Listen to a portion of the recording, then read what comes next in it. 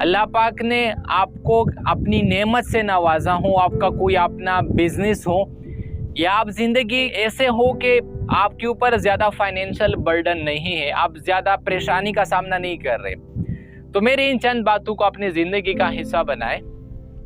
और वो ये कि आप अपने पैसे को सेव कर लिया करें।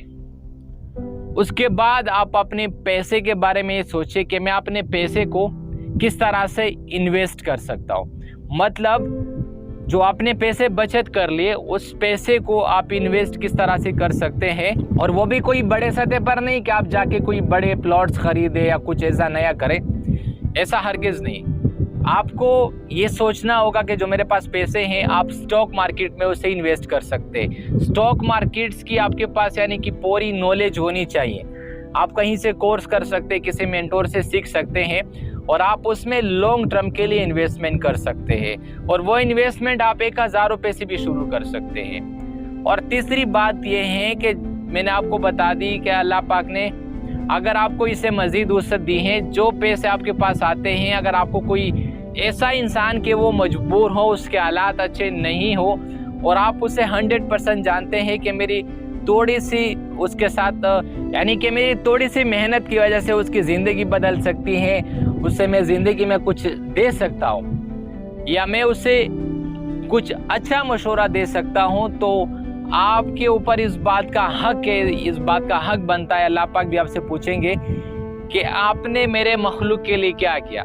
तो सिर्फ सेल्फिश ना बने, अपनी ज़ात की हद तक ना बने, ज़िंदगी में दूसरे लोगों की भलाई के बारे में भी लाजमी सोचते रहिए। अल्लाह आपको मज़ीद नवाजते रहेंगे। इस दुनिया के बारे में किसी को कुछ भी पता नहीं कि हम इस ज़िंदगी से कब लौट कर चले जाए, अल्लाह पाक हमें कब बुलाए, इस बात के बारे में कोई भरोसा किसी भी इंसान को नहीं है।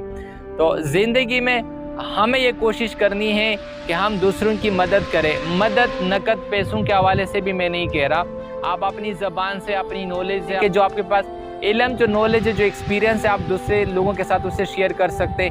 प्लस अगर आप किसी की मदद करते हैं, आप 20 से 30 हज़ार उसको देते हैं, तो कोशिश करें उनको कोई रेडी ख़रीद कर दे दे, उसको चिप्स का रेड मतलब बना के दे दीजिए, उससे ये बताए भाई पकोड़े समोसे कुछ भी बेचते ज़िंदगी में, ताकि वो इंसान रोज़ बरोज़ या हर महीने ना मरता रहे। क्योंकि अगर आप किसी को बी के ऊपर लगा देते, नकद पैसे देना शुरू कर देते, तो वो इंसान तो वो पैसे खा लेगा, फिर अगले महीने फिर उसको ज़रूरत होगी।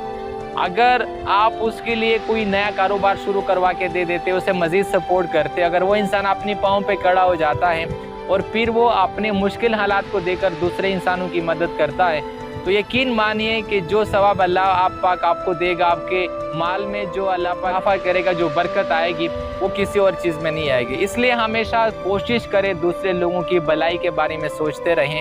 कभी भी किसी इंसान के बारे में गलत ना सोचें, किसी भी दूसरे इंसान के दिल में यानी उसके लिए कोई कोट ना रखें।